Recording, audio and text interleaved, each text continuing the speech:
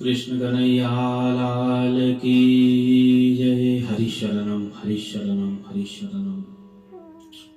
महापुरुषों के अपमान से व्यक्ति का पतन होता है। एक समय की बात है, देवराज इंद्र ने वृत्रासुर को मार दिया और वृत्रासुर को मारने के पश्चात इंद्रदेव के ऊपर ब्रह्म हत्या लग गई। क्योंकि शास्त्रों में वर्णन आया है कि वृत्रासुर ब्राह्मण का पुत्र था और ब्राह्मण के मारने से इंद्रदेव को ब्रह्म हत्या लगी और उनका पुण्य क्षीण हो गया और पुण्य क्षीण होने से शरीर भी काला पड़ गया। इंद्रदेव ये विचार करते कि ब्रह्म हत्या उनके पीछे चलती थी और इंद्रदेव एक सरोवर में जाकर के छुप गए और यहाँ पर इंद्र आसन खाली था।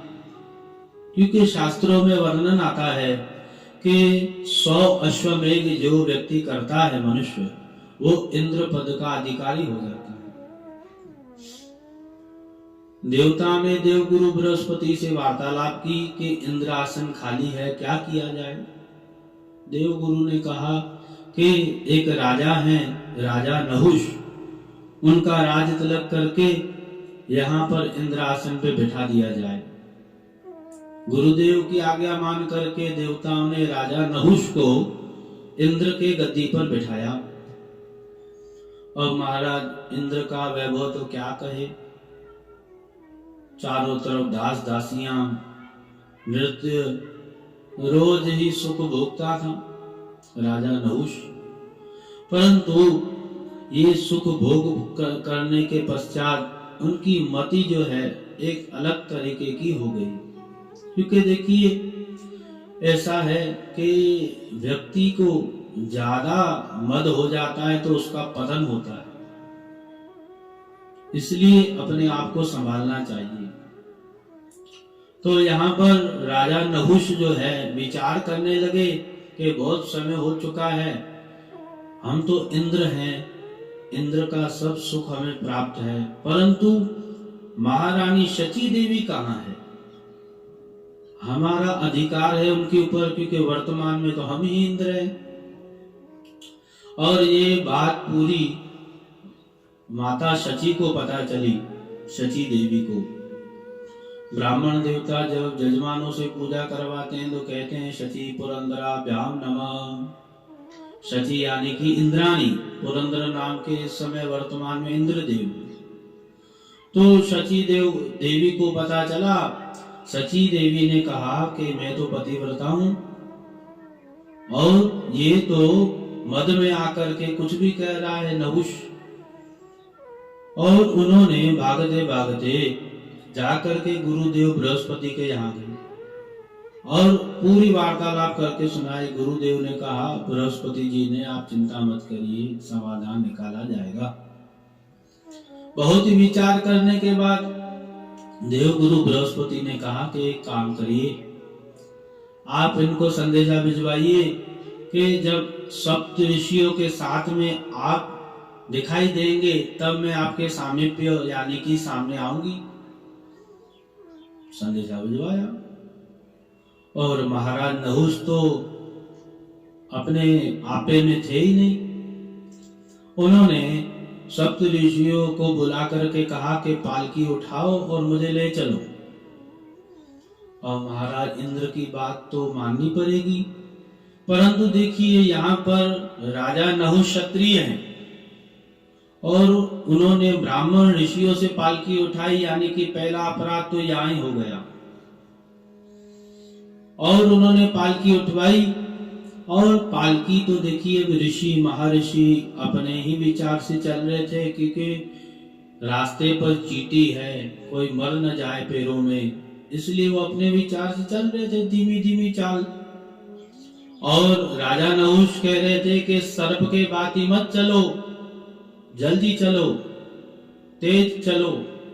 बार बार यूं कह रहे थे, परंतु ऋषि देव तो अपने ही चाल में चल रहे थे। समय व्यतीत हुआ, राजा नहुष को क्रोध आया। उन्होंने पालकी से अपनी लात निकाल करके एक ऋषि के माथे पर मारी। महाराज कहां पर बताया गया? अगस्त ऋषि। कहां पर बताया गया है? वशिष्ठ जी। कहां पर बताया गया? अगस्त। कहां पर बताया गया है? दुर्वासा। परंतु यहाँ पर जो हम कथा कर रहे हैं, अगस्त ऋषि के ऊपर उन्होंने लात मारी। उन्होंने श्राप दिया कि आप जो हैं ऋषियों का आपने अपमान किया है, कामातुर होने के कारण आपने ऋषियों का अपमान किया।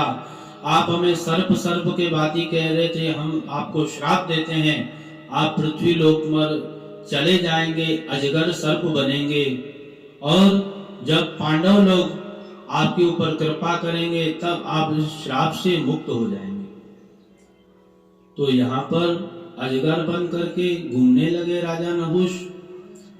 बताते हैं एक समय की बात है, जब पांडवों को वनवास प्राप्त हुआ तो भीमसेन उसी गहरे जंगल में आए जहां पर ये राजा नहुष अजगर बने हुए थे, और अजगर ने भीम को जकड़ लिया, नागपाश में बांध दिया अपने में। और महाराज युधिष्ठिर ने देखा कि ये तो हमारे भाई हैं, इन्होंने अजगर ने तो मेरे भाई को बांध लिया है।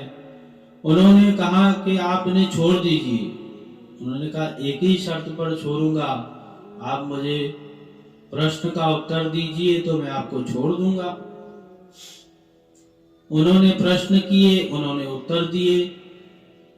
अभी वो प्रश्न उत्तर हम आपको अभी नहीं बताएंगे, क्योंकि वो प्रश्न उत्तर बहुत हैं, और आगे ये प्रश्न उत्तर और युधिष्ठिर संवाद, यक्ष संवाद अलग से वो वीडियो बनेगी आपके लिए, सब लोगों के लिए, धार्मिक लोगों के लिए। और युधिष्ठिर ने पूरे उत्तर दिए, और यहाँ पर नागपाश में बंधे हुए भीम जी छूट गए, और यहाँ पर उस श्राप की मुक्ति हुई जो अगस्त जी ने दिया था। राजा नहुष स्वर्ग गए और भीम भी छूट गए। परंतु महापुरुषों का जो भी अपमान करेगा उसका पतन जरूर होगा। नमः पार्वती पतये, हर हर महादेव।